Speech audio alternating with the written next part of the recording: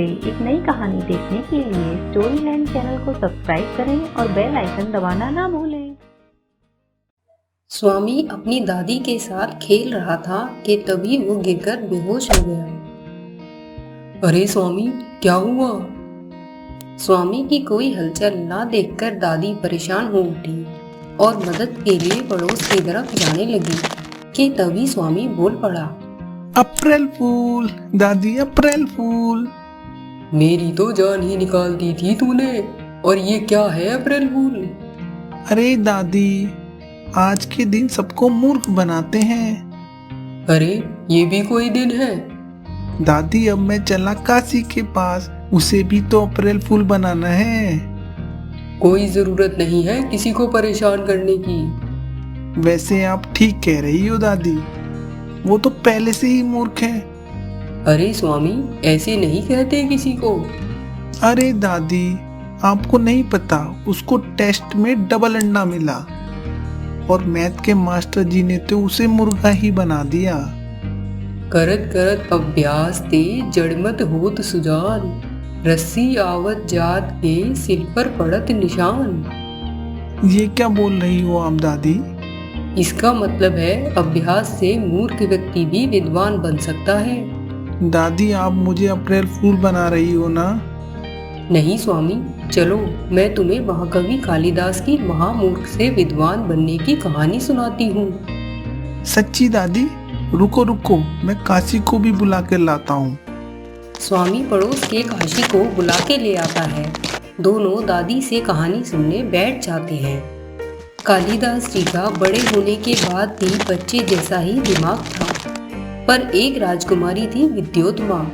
वो बचपन से ही बहुत गुणी और बुद्धिमान थी। राजकुमारी को इसी बात का अहंकार होने लगा। मैं उसी से विवाह करूंगी जो मुझे शास्त्रार्थ में पराजित करेगा। विद्योत्मा स्वयंवर के लिए आने वाले राजकुमारों से शास्त्रार्थ करके उन्हें पराजित करती और उनका बहुत अपमान भी करती। राजकुमारी दिन प्रतिदिन बहुत ही अहंकारी होती जा रही है। हमें राजकुमारी के अहंकार को समाप्त करना ही होगा।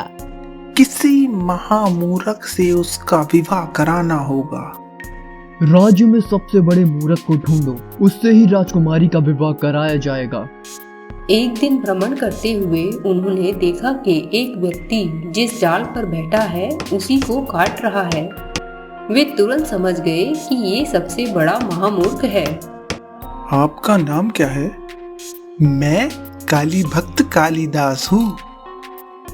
हे महापुरुष, आप हमारे यहाँ का भोज स्वीकार करें और हमारे साथ चले। कालिदास तुरंत ही पेड़ से उतरकर उनके साथ चल देते हैं और भोजन ग्रहण करते हैं। वे सभी कालिदास को विद्योत्मा के स्वयंवर के बारे में बताते हैं। कालिदास तुरंत तैयार हो जाते हैं। कालिदास जी, ध्यान रहे, ये राजकुमारी बहुत अहंकारी है। वो किसी से एक शब्द भी नहीं कहती है।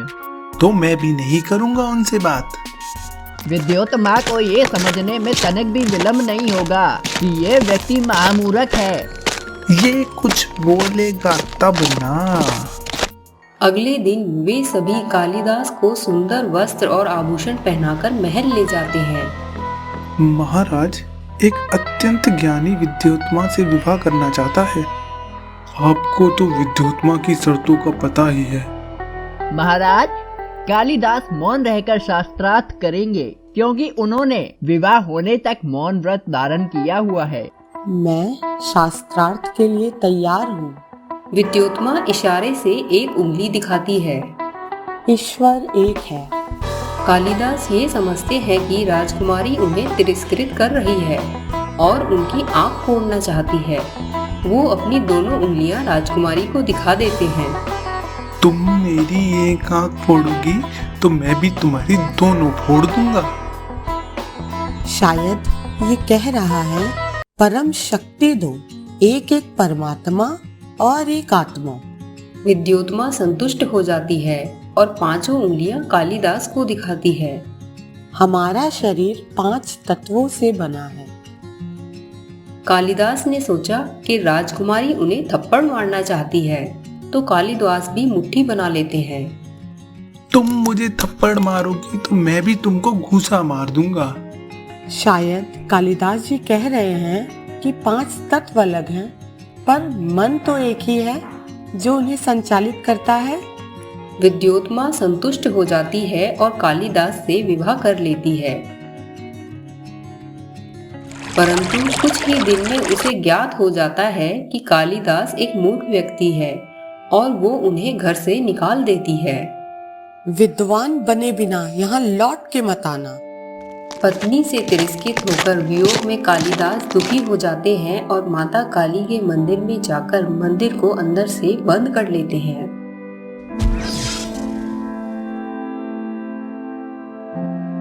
भक्त कालिदास, ये तुम क्या कर रहे हो? खोलो, मैं काली हूँ। मैं एक मूर्ख हूँ। जब तक आप मुझे विद्वान बनाने का वरदान नहीं दोगी, मैं नहीं खोलूंगा। देवी कालिदास को आशीर्वाद देती है और अंतर्ध्यान हो जाती है। देवी के आशीर्वाद के फलस्वरूप कालिदास अत्यंत विद्वान और ज्ञानी हो गए और अपनी पत्नी विद्योत्मा से उनका पुनः संयोग हो गया। उन्होंने अनेक महान रचनाएं की और उन्हें महाकवि कालिदास के रूप में जाना जाता है। तो क्या समझे स्वामी और काशी? हमें किसी को उसकी कमी के लिए नीचे नहीं दिखाना चाहिए। सॉरी काशी, आज से तुम मेरे पक्के वाले दोस्त। थैंक यू स्वामी। अरे वाह, ये तो बहुत अच्छी बात है। ये लो, इसी बात पर तुम दोनों के लिए आइसक्रीम लाती हूँ। वाह दादी।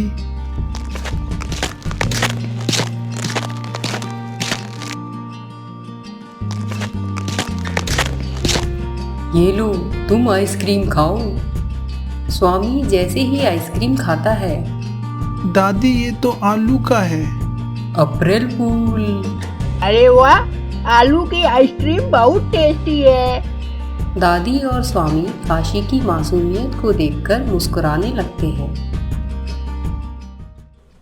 प्यारे दोस्तों, मैं हूँ आपकी सुपर सासू और मैं हूँ आपकी बेस्ट बहू। आपको हमारी स्टोरी अच्छी लगी तो हमारे चैनल को सब्सक्राइब करें और बेल आइकन को दबाएं जिससे हमारी लेटेस्ट स्टोरी की नोटिफिकेशन आपको सबसे पहले मिले।